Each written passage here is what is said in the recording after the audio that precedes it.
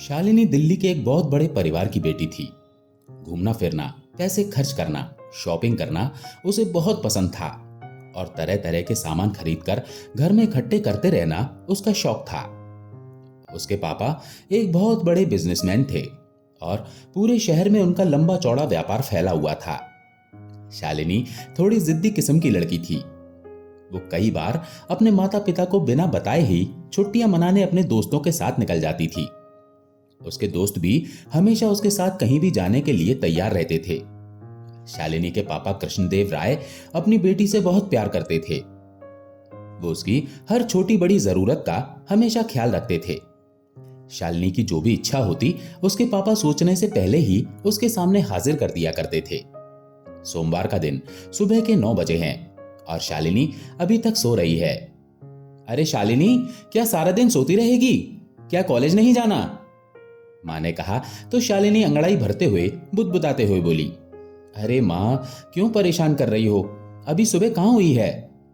माँ ने कहा, सुबह नहीं हुई? तेरा दिमाग तो ठीक है ना? सूरज सर चढ़ चुका है, 9 बज रहे हैं और तू अभी तक सो रही है। तेरे पापा ने तुझे सर पर चढ़ा रखा है, वो तो मेरी बात मानते ही नहीं। कितनी बार कहा अपनी बेटी को इतना मत बिगाड़ो, लेकिन मेरी तो कोई सुनता ही नहीं। चल अब जल्दी से खड़ी हो जा और कॉलेज के लिए तैयार हो जा। मैंने नाश्ता बना दिया है। कई दिन से तू कॉलेज भी नहीं गई है। पापा को पता चला तो वो मुझ पर चिल्लाएंगे।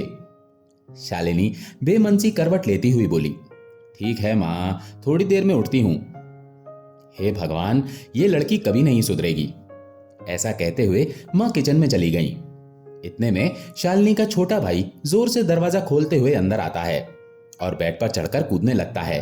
उठो दीदी, उठो दीदी, उठो, वरना मैं शोर मचाऊंगा। जल्दी उठो, मेरे साथ वीडियो गेम खेलो। आज मैं आपको हराकर छोड़ूंगा। शालिनी कंबल हटाते हुए उठी और बाथरूम की तरफ कहते हुए जाने लगी, तुम लोग मुझे जीने नहीं दोगे। इस घर में तो कोई चैन से सोने भी नहीं देता। नहा धोकर तैयार होने के बाद शालिनी ब्रेकफास्ट करती है और किसी तूफान एक्सप्रेस की तरह कॉलेज भाग जाती है। कॉलेज में उसके दोस्त बेसब्री से उसका इंतजार कर रहे थे और प्लानिंग कर रहे थे कि इस बार पता नहीं कहां घूमने जाएंगे। कॉलेज की छुट्टियां भी पड़ने वाली थी और बहुत दिनों से सब लोग कहीं घूमने नहीं गए थे। इतने में क्लासरूम में शालिनी की एंट्री होती है। सब लोग खुशी से झूम जाते हैं। पूरे 1 हफ्ते के बाद शालिनी कॉलेज गई थी। कैंटीन में स्नैक्स ऑर्डर करने के बाद सब लोग टेबल पर बैठे गाना गा रहे थे।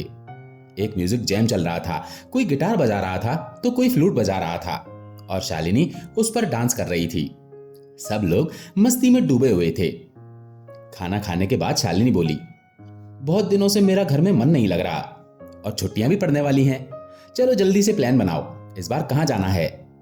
शालिनी का दोस्त वरुण बोला, शालिनी, इस बार तुम ही डिसाइड करो कि कहां जाना है। ज्यादातर डेस्टिनेशन तो हम घूम ही चुके हैं। इस बार किसी डिफरेंट जगह पर चलते हैं और एक अलग ही एक्सपीरियंस करते हैं।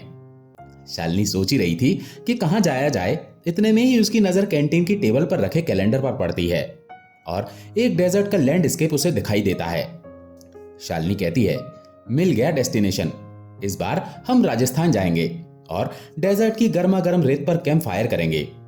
गाएंगे, नाचेंगे, खूब मस्ती करेंगे। सब लोगों को शालिनी का ये आइडिया इतना पसंद आता है कि सब लोग खुशी से झूमने लग जाते हैं। 1 हफ्ते बाद कॉलेज की छुट्टियां भी शुरू हो गईं। शालिनी ने सबको पहले ही बता दिया था कि मैं घर से बिना बताए जा रही हूं। किसी को कानो कान खबर ना हो कि हम कहां जा रहे हैं। तुम लोगों को अपने घर पर बताना है तो बता दो, पर मेरे घर तक बात नहीं पहुंचनी चाहिए, वरना मां बहुत गुस्सा करेगी। सब लोग ये बात समझ जाते हैं। अब आया मिलने वाला दिन। सब लोग इकट्ठे होकर रेलवे स्टेशन पर मिलते हैं और ट्रेन से सीधा राजस्थान निकल जाते हैं। शालिनी घर में 3 दिन के सेमिनार का बहाना बनाकर निकली थी। वे लोग सबसे पहले जयपुर जाते हैं और वहां के हवा महल, जंतर मंतर और आमेर का किला देखते हैं। राजस्थान की खूबसूरती उसके महलों में बसती है। वहां के किले दुनिया के सबसे बड़े किलों में से एक हैं। किलों की बड़ी बड़ी दीवारें और उनके ऊपर रखी हुई तोप शालिनी को अपनी तरफ आकर्षित करती हैं और उसे यह सफर बेहद रोमांचक लग रहा था। हवा महल में तो उन लोगों ने हद ही कर दी। एक एक खिड़की पर जाकर सब लोग चिल्लाने लगे और जोर जोर से हंसने लगे। उन लोगों को देखकर आसपास के लोग भी उनकी नकल करने लगे। सचमुच उनको बहुत मजा आ रहा था। लेकिन कौन जानता था कि शालिनी की लाइफ में एक ऐसा टर्निंग पॉइंट आने वाला था जो उसकी जिंदगी हमेशा के लिए बदलने वाला था। जिंदगी की गोद में क्या रखा है ये कौन जाने। शालिनी धीरे धीरे अपनी किस्मत की तरफ आगे बढ़ रही थी और एक आश्चर्यजनक घटना उसका इंतजार कर रही थी। इसके बाद सब लोग सीधे जैसलमेर के लिए निकल जाते हैं। रास्ते में गर्म रेत में बैठने के सपने देखते हुए सब लोग आगे बढ़ रहे थे। जैसलमेर पहुंचकर देखते हैं कि वहां एक बहुत खूबसूरत मेला लगा हुआ था। मेले में देश विदेशों से दूर दूर के पर्यटक आए हुए थे और इतनी सारी कलाकृतियां वहां पर मौजूद थीं कि मानो जैसे कला की पूरी बाढ़ आ गई हो।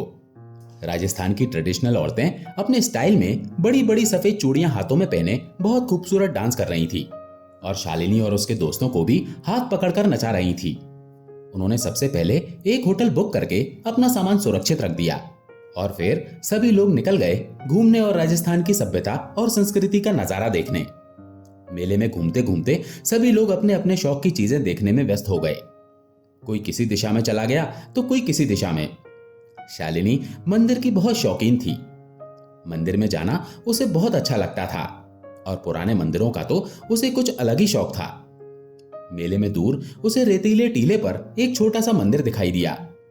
उसने सोचा, वक्त ही कितना लगेगा, मैं बस गई और आई, इन लोगों को तो पता भी नहीं चलेगा। बस यही सोचकर शालिनी उस मंदिर की तरफ निकल गई और खुद को वहां जाने से रोक ना पाई। मन को मोह लेने वाली हवा चल रही थी। शाम का समय हो रहा था और हवा के साथ साथ रेत भी उड़ रही थी, लेकिन मौसम बहुत सुहावना था। मंदिर की सीढ़ियों पर जैसे ही शालिनी ने कदम रखा उसे बहुत ही डिवाइन एक्सपीरियंस हुआ, जैसे वो इस जगह पर पहले आ चुकी है या इस जगह से उसका कोई बहुत पुराना कनेक्शन है। उसे वो जगह जानी पहचानी सी लग रही थी, लेकिन याद नहीं आ रहा था कि वो वहां कब आई थी। मंदिर के अंदर प्रवेश करने के बाद उसने देखा कि वहां पर तो कोई भी नहीं था, ना कोई पुजारी ना ही कोई इंसान। लेकिन उस मंदिर में खड़े होकर उसे सुकून का एहसास हो रहा था, ऐसा जैसे उसने पहले कभी महसूस नहीं किया था। गर्भगृह में प्रवेश करने के बाद उसने भगवान शिव की मूर्ति को प्रणाम किया और अपना सिर झुकाया। वो मंदिर बहुत ही पुराना था, लेकिन उसकी खूबसूरती अभी भी कम नहीं हुई थी। गर्भगृह में शिव जी को प्रणाम करने के बाद जैसे ही शालिनी ने सर ऊपर उठाया, उसे नीचे जाती हुई सीढ़ियां दिखाई दी, जो कोई गुप्त रास्ता था गर्भगृह के अंदर से नीचे जाने का।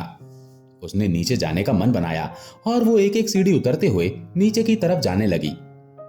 वहां पहुंचकर उसने देखा एक बहुत ही खूबसूरत कमरा मंदिर के नीचे बना हुआ है और वहां की पॉजिटिव वाइब्स मन को तरंगित कर रही थी और कलाकृतियां इतनी खूबसूरत थीं जैसे इस कमरे को तैयार करने में सैकड़ों सालों का समय लगा हो।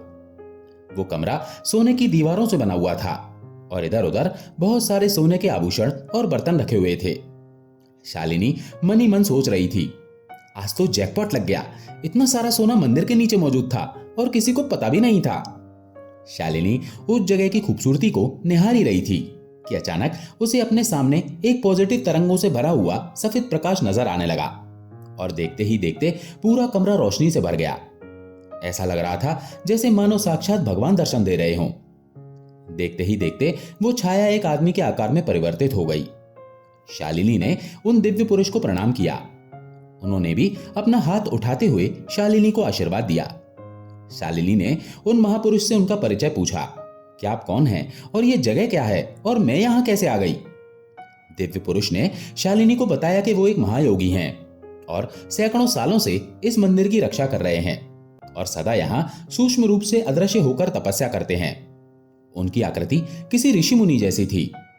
योगीराज बताते हैं कि शालिनी, तुम एक साधारण कन्या नहीं हो, तुम्हारे जीवन का एक बहुत गहरा रहस्य है। इसीलिए तुम्हें ही केवल गर्भगृह के अंदर वो सीढ़ियां दिखाई दी जिसका रास्ता इस कमरे तक आता है। आज तक वो सीढ़ियां किसी को दिखाई नहीं दी थीं। भगवान शिव ने तुम्हें आज एक संकेत दिया है और अपना आशीर्वाद भी दिया है, तभी तुम इस जगह तक पहुंची हो। तुम पिछले जन्म में एक बहुत महान साध्वी थी और संसार की सेवा और रक्षा करना ही तुम्हारा धर्म था। इसी गांव में तुमने जन्म लिया था और अपना पूरा जीवन इस मंदिर की रक्षा करते हुए बिता दिया, परंतु इस जन्म में माया के कारण तुम्हें कुछ भी याद ना रहा। आज भगवान शिव की कृपा से एक ऐसा संयोग बना है कि तुम्हें अपने जीवन का उद्देश्य फिर से याद आ गया है। महायोगी की बातें सुनते सुनते शालिनी को अपने पिछले जीवन के बारे में सब कुछ याद आ गया और मनी मन उसे बड़ा खेद हुआ कि उसने अपना यह जीवन बेकार की चीजों में मौज मस्ती में बिता दिया और अपने उद्देश्य को याद नहीं रखा। शालिनी ने योगी से पूछा कि यह कैसा चमत्कार है? आप ना तो पूरे दृश्य में हैं और ना ही अदृश्य। ये कैसी बीच की अवस्था है? कृपा करके मुझे इसके बारे में बताएं। योगी जी ने बताया कि मैं सूक्ष्म रूप में हूं और मैं इसी रूप में यहां तपस्या करता हूं। इस रूप में मुझे कोई भी साधारण मनुष्य नहीं देख सकता। जिसके पूर्व जन्मों के संस्कार अच्छे होते हैं केवल वही मेरे दर्शन कर सकता है। इस समय मेरा शरीर हिमालय की एक गुफा में सुरक्षित है और वहां सो रहा है और मेरा सूक्ष्म शरीर यहां इस मंदिर की सुरक्षा का कार्यभार निभा रहा है। यह मंदिर सैकड़ों साल पुराना है और ये इसकी खास विशेषता है जिसका ज्ञान यहाँ के लोगों को भी अभी तक नहीं हुआ है। जब कभी भी हमें किसी पवित्र इंसान को दर्शन देने होते हैं तो हम अपना छाया रूप दिखा देते हैं और उसे दीक्षा देते हैं ताकि वो अपना जीवन एक अच्छे उद्देश्य में लगा सके और अपने जीवन को धन्य बना सके। योगीराज शालिनी की दोनों आंखों के बीच अपने अंगूठे से स्पर्श करते हैं और शक्तिपात के द्वारा उसके शरीर में सूक्ष्म चक्र को जागृत कर देते हैं।